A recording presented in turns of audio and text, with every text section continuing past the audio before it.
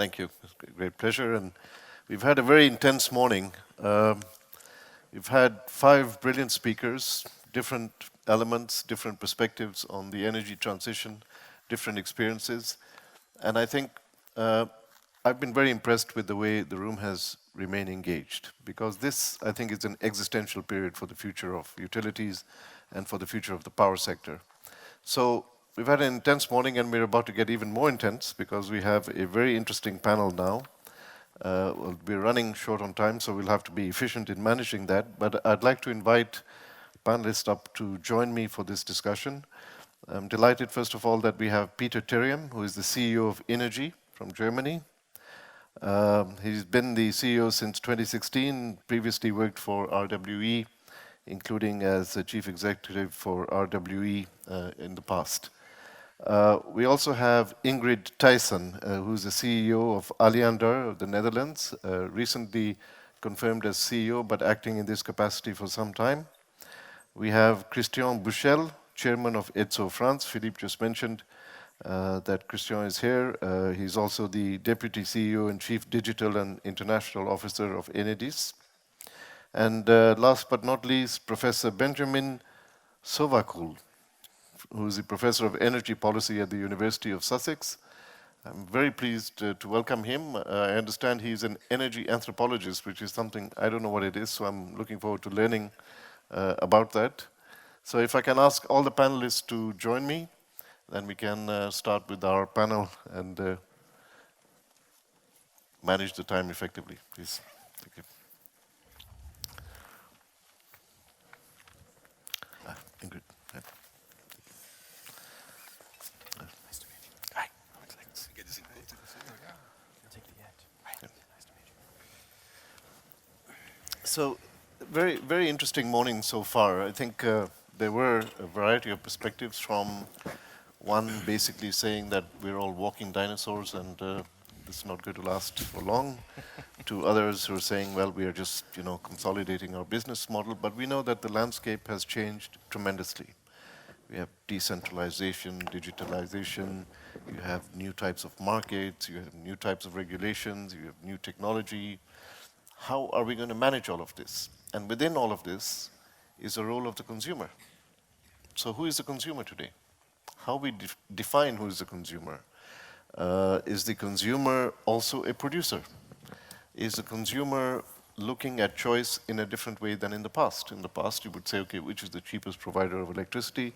Today they say, well, I want to know what is your purpose? What's your social responsibility issue? Are you decarbonizing? Different elements of consumer choice coming into that. So, we're dealing with an environment that is evolving so fast. And in the utility business, really understanding the choice of the consumer and how the consumer has become an empowered person within this system is something that we need to come to grips with. And each of you has a perspective on this. You have some experience in dealing with these kind of issues. So I want to ask this general question to each of you to start off with, and then maybe we have time for some specific questions on topics that come up. But let me start with you, Peter. Who is the consumer for you? And how is consumer choice being exercised, and how are you dealing with the consequences of this change? Well, let me challenge it a bit. I don't focus on the consumer. I don't care about the consumer. What we as a company care of is people. What do people need, and what can we offer them to make their life easier, to make their life more convenient, to participate in a global trend, which is global warming, decarbonization, something that's necessary, people care about. And how can we do that? By offering them decentralized solutions, digital solutions, that make them feel that they have their life, and specifically their energy life, their energy management, at a convenient level in their hands. And if you can offer that to people, then they will automatically become consumers. Okay, but now we know why you're CEO. You've humanized the consumer, but at the end, they still consume. So we'll come back to that issue. But let me ask you, Ingrid, having listened to all this discussion and definition of who is the consumer, how is the consumer choice exercised, from the perspective of Alliander, how do you see this evolving? Yeah, maybe not only from the perspective of Alliander, but also my personal view, it's always easy to talk about the consumer and then like it's an amorphous collection of people. But the consumer, that's just, it's you, it's me, it's your neighbor. And what we see now, it's been all over the place the whole morning, is the acceleration of the energy transition. And that definitely provides customers, consumers with more choices. So whether they want to do their own generation, sell their energy, store it, doing active energy management or not, how to heat their houses, they have all kinds of choices. And I think it's our challenge to make these choices possible, and also to ensure that at the same time that consumers are making choices, that we make sure that the energy system stays reliable, affordable, and also accessible for all. Good, but we'll get into specifics a little bit more because, how do consumers make those choices? How do you inform them? What is the method through which that happens? But let me turn to Christian. Christian, you have this exalted position as chair of EDSO for smart grids. You've heard the discussion this morning. Now, looking at the future of the distribution system operators and their interaction with consumers, what do you think are the key emerging characteristics of this changing relationship? And what do we need to be prepared for? Yeah, you see, one of the main reason in 2010 is not so far away. We created in Europe with the main DSOs, whatever the shareholder structure is, yes, because when you look around this table, the DSOs have different shareholders, yes, whatever the shareholder structures are. The reason we think we can leverage the DSOs is to empower the consumer, and this is the heart of our common job, I would say, in Europe. And how we concretely how we do it? Yes, we have a regulation in Europe. It has been said this morning; it's not the same all over the world. But we had a neutral platform. We are speaking in the web sector. We are looking in Europe for neutral platforms. Yes, with more or less success, I would say, in Europe. Mm-hmm. In the regulation in Europe, the DSOs are this neutral platform, and to develop together the standards we need, especially how the customer can access to his own data, how the customer can be provided by neutral data sets so that he can compare with a comparable or compare with, I would say, standard load curve. And this is our job at DSOs, is to empower, to give this to the consumer. Mm-hmm. When you look at the regulation, the first step, which is still the case, our job is to be neutral market enabler, we say, yes, as the grid. This means that we have to make competition, a fair competition possible. Is it enough? No, it is not enough. And this is why the question of the standard to access data, it has been said how to provide as neutral platform open data by which citizen, not only consumer, citizen can use this data, can process this data alongside with other data coming from transportation, from climate, so to develop new services for the consumer, for the citizen, for the smart cities, I would say. This is our job, yes, it's really an empowerment job. That's a very interesting point you raised, because traditionally we look at data as how companies have proprietary use of data which they use to manipulate the consumer. Now we have the possibility which you are raising, is that the consumer has access to data with which to assess choices in a very different way, which changes the playing field for the future a little bit. But very pleased to have Professor Sovacool. If I had a misspent youth, it was spent at the University of Sussex also, by the way.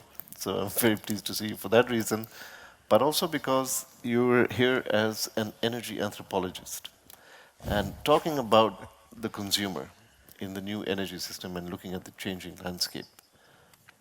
What does energy anthropology say about all of this?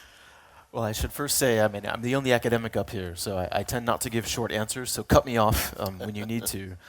Also, our research isn't just anthropology, it's also some sociology, behavioral science, economics, and this stuff called science and technology studies. But what I really wanted to say to this group was kind of 3 key insights about consumers that you may not be aware of or that may challenge some of the comments already being made. One is that consumers are not usually uninformed. They're often misinformed. One is that we need to move away from this kind of notion that consumers are always rational actors optimizing costs and benefits. And the final one is, as you hinted earlier, there's really no such thing as a uniform consumer class. There are many different types or typologies of users. To the first point about kind of users not being informed but being misinformed, I could give you lots of funny examples or maybe tragic examples from a survey done in the United States that found that half of the people there thought that coal was a renewable resource, or that 3/4 of people who owned flex fuel vehicles, these are vehicles that can run on biofuel and gasoline, didn't know they had one. Or we can go here to Europe, where we did some surveys last year, 2 years ago, looking at the literacy of people in Denmark. We thought, Denmark, this is a leader of the low-carbon transition. They must be really knowledgeable about energy. And we found there that 4 out of 5 couldn't pass a basic test we gave them when we asked them questions about where does electricity come from, how much does it cost. We also found that business leaders performed worse than the ordinary consumer, which was mind-boggling. To the second point about users not behaving rationally because of this misinformation, we find that they have a lot of complex emotions with new technologies like smart meters and home displays, from distrust to issues of privacy, issues of health, all sorts of concerns, rightly or wrongly, about radiation, about electromagnetic pulses and impacts that it can have on children. You see people confused about these technologies, and you also see surveys in the UK that say that unfortunately energy suppliers are actually less trustworthy than the government. So I think, and that also it implies no matter how sound the message might be coming from a lot of the companies and utilities at this convention, they won't be believed just because of who you are. And then the final point, wrapping it up, is our research has also started to map out different types of users. My boss, Johan Schott, has created a typology of users, and he's found at least 5 different classes. This moves beyond the notion of just early adopters to late adopters. It's more about some users are inventors and tinkerers. They're going to want to change the technology. Some are citizens that will want the technology to symbolize a political view. Some are what are called intermediaries, who will go around and kind of facilitate different types of innovations, even though they don't own them. Right. So I think this kind of underscores the complexity or the heterogeneity of the user class. And we have to move beyond. There's no such thing as a rational single type of user, which unfortunately will confound a lot of the programs that we keep talking about here. Well, you have to meet my taxi driver this morning, who gave me a 15-minute treatise on the water management system and the implications of climate change in the Netherlands. I was totally intimidated by that. So not everybody is uninformed. But coming back to you, Peter, you make a very good statement. Everybody can agree with the sentiment. These are people. People have the right to expect that their energy providers will be making the right choices. And you want to show them that you're making the right choices in decarbonization, in social responsibility, in providing best value for your services and so on. But how do you do that? I mean, apart from trying to convince them through advertising, what is it about your model that should command the trust of the consumer, and how does that work? Yeah. It's a few things. First of all, on a more overall level, what is your purpose as a company? What is your business model going forward? And how do you explain that in simple words? And when I talk to youngsters, I say we want to become the Uber of the energy world. And then they say, oh, Uber, that's the one who makes money with other people's assets. I said, well, then you have not really understood the Uber model. Because what Uber does is they combine volatile demand. You're out there on the street, it's sunny, you take a walk, it's raining, you need a car. And they combine volatile demand with flexible capacity. And they have logarithms in place, they have all the artificial intelligence, they have the price offerings in place to put the right price at the right moment on the right service. That's the Uber model. And if I translate it to the energy world of the future, we're going to have very volatile energy production from wind, from sun, depending on the weather. And we need to combine that with flexible demand. And you need to have somebody who is able technically to combine that, but also as a business model, make a business case out of that, put a contract behind that, and put the right pricing on that. And these are capabilities that originate very much to the historical roots of a utility. So that's the purpose, that's the business model. And then you come to the customer, because we don't talk about 5 customer segments, we basically call about the segment of 1. Every customer is an individualized customer. And then you talk really about big data. You can't handle that with traditional methods anymore, but that's the way you need to approach that customer. And you cannot, persuade a customer by throwing information at him. He will either get the wrong information, or he will not understand it. Maybe you have not explained it very well. Well, we've been through that for decades. It doesn't work. You need to offer him a appealing customer proposition, something that he says, wow, this is valuable.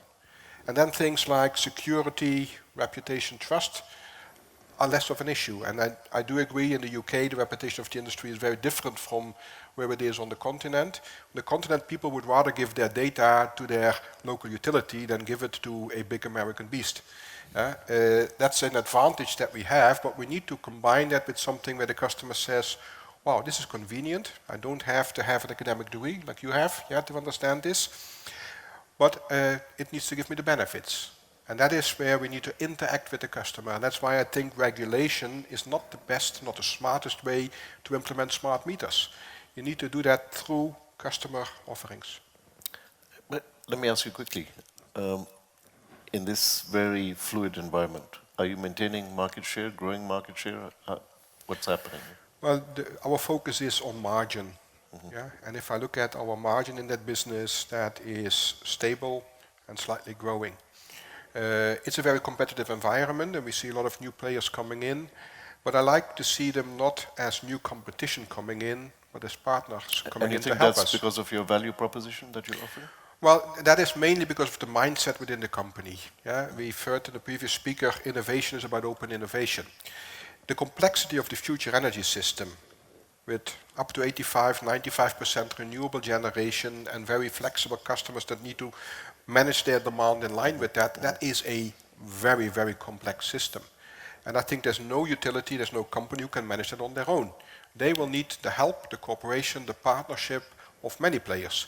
We've seen it in the IT industry. In the 70s, there were 2 or 3 big companies. One did data centers and big machines, the other one did PCs. Nowadays, everybody does everything, and there are many more players. But it's the way they cooperate to get very complex solutions solved. Interesting, open innovation. So, Ingrid, everybody's been talking about decentralization, data, what it means, how it's transforming. Some are excited by it, some are threatened by it. How are you dealing with this? How do you see the advent of this transformation and what it means for your consumer and your interaction with consumers? Yes, well, decentralization especially is, in the first place, also a very grand work for the world. So it's literally, physically, a lot to do, like building wind parks and installing solar panels and extending electricity grid, or trying to provide that by innovative solutions, rolling out smart meters. There's a lot of work to be done, and that's of course very good news for Earth, because we're working on sustainability and also for employment. But for us as a DSO, that's also a very, very big challenge, because we need lots and lots of very highly skilled people, and that's a very, very big challenge to get them. And well, one of my fears is that the grids, the infrastructure, is not going to speed the energy transition up, but is going to slow it down. So that's really a fear. So that's not primarily about consumer interaction, but we need consumer interaction and the innovative solutions by using decentral generated power being used also decentral, also to make sure that we don't have to do all this work in extending the electricity grid. And that's what we, for this local balancing, we of course need the customers. And that's going to give new market roles as well. And what is very interesting, I would like to mention the universal smart energy framework. That's a whole new market model with the architecture, the rules, the roles, and it's going to be presented here on stage, I think, tomorrow. And that's really a way of giving this new market with the flexibility that consumers can add to it, in designing that market model. Interesting. In 2 sentences, I'm intrigued by your comment that the grids are not up to scratch. What do you mean by that? You don't expect that it's going to be able to keep up with the evolution in technology and demand or stability? What's your concern? The electricity grid is, of course, just designed to a certain peak load, and decentral generation and usage is going to increase the peak loads, and that's just what the electricity grid is not designed for. So either we extend the electricity grid or we find solutions to avoid that. So that's what I mean. Well, if you listen to Ernesto, everything is going to be different, so we don't have to worry about it, although some of us still do. Christian, smart grid. I mentioned this morning in a casual comment, the head of the Chinese state grid told me they'd connected 350 million consumers to 350 million to smart grids. I know that NL has partnered with a company that is using optic fiber to connect houses to cable, to connect themselves into the smart grid, and you have virtual connectivity in Italy, and that's happening in Scandinavian countries and in Europe. So what does this mean? When we have smart grid as a dominant format, what does the role of the consumer become? And how do you expect that to evolve in terms of consumer choices that impact on business models? I think seen from the DSO, it means openness. I come later on. Openness, it has been said by our colleague from Siemens. Yeah? A platform has to be open, etc. And seen from the consumer, it has been said from a research angle, and Peter had the point, the question of trust. Peter said people trust to their local utility, you said, or local grid. The reality in Europe is that we have 2,400 DSOs. Yes, in some countries you have 1,000. It's the case in Germany or in Austria, etc. But whatever the size is, it has been designed. The DSOs has been designed as neutral, really by design, unbundling for the biggest one, etc. And so to create this platform and this trust, I think it's key in a world in which the digital is coming more and more into our life. We speak about Uber or other models.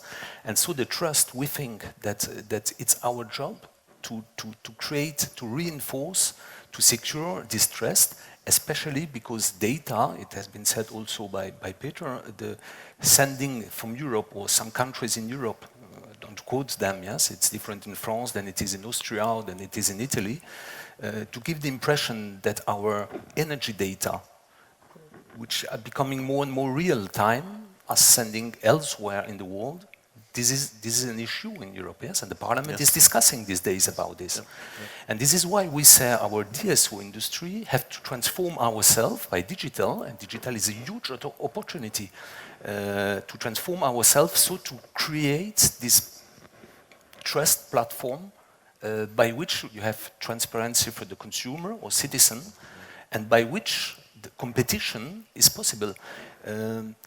Ernesto said he said it very, very quickly. Yeah, he said the model, this battery with wheels model. Yes, in Denmark, he said it's possible because the DSOs in Denmark are becoming very digital, and you see, we have to combine as a DSO industry together with the transmission operator, because the separation on voltage is not the same all over Europe. We have to combine this digitalization so we become a real platform which creates and ensure the trust from the consumer.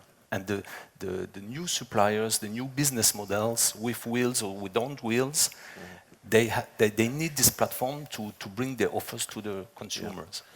Yeah, I think you're right. The significance of electric mobility is going to be huge for the system. Yeah. And you know, with what he described about the cooperation with Nissan on the new Leaf, you don't pay for electricity anymore to charge your car, as long as you give them access to your battery for a period of time.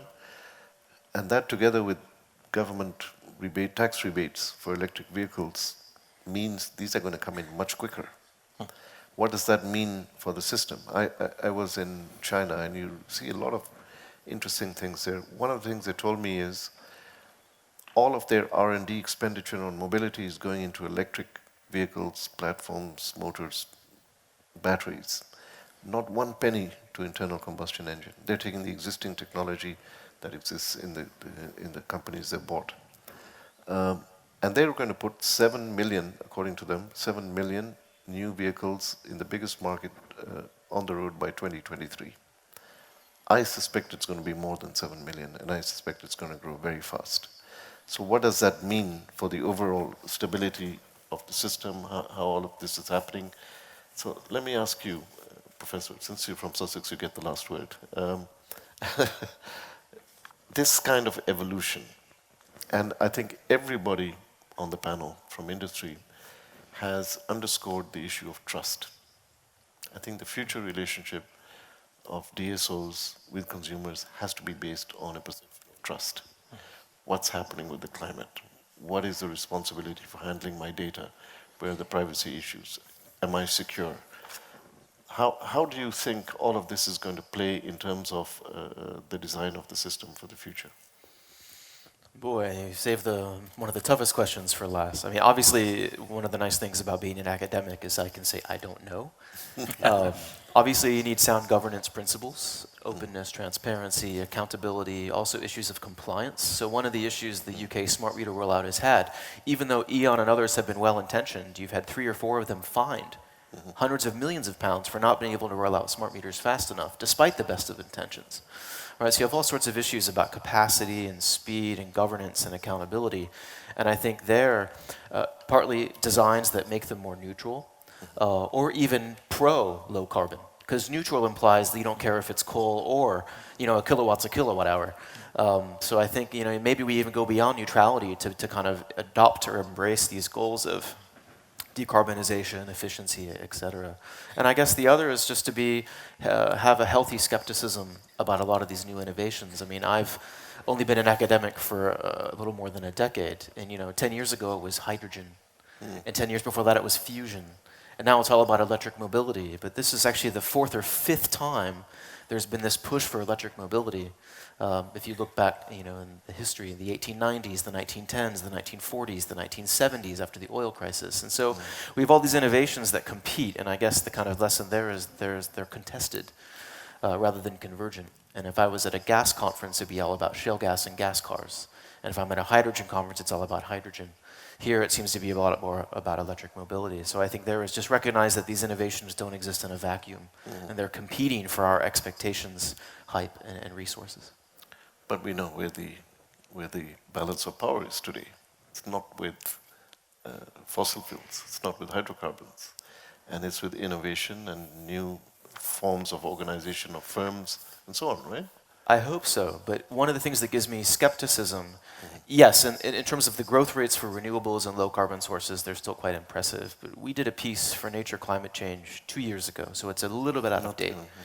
And in that piece, we just looked at basic investment flows. And off the top of my head, all low-carbon sources were about 350 billion.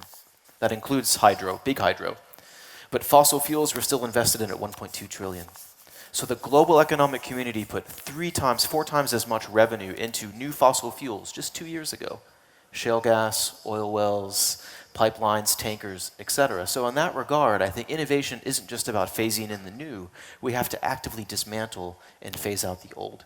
You should read new research like ours, which talks about the risk of stranded assets and the fact that fossil investment in exploration and production has gone down quite a lot, in infrastructure has gone down, and big financiers are now asking for climate risk exposure from big energy companies. So I think it's changing pretty dramatically fast. But I think that's all we have time for today.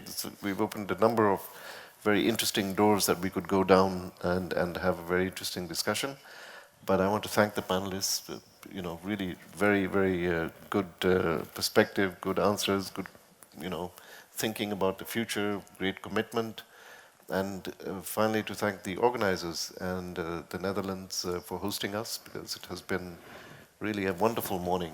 I think the breadth of experience and innovation and ideas that have been shared this morning show that, what I heard 2 years ago when everybody was talking about the utilities being in a death spiral, the rumors of our death are vastly exaggerated. I think that there is now a really new perspective and a new mood of innovation and adaptation that you see in the industry, which I think is very encouraging, and it bodes very well for the sustainability of our energy systems for the future, but also for the decarbonization agenda.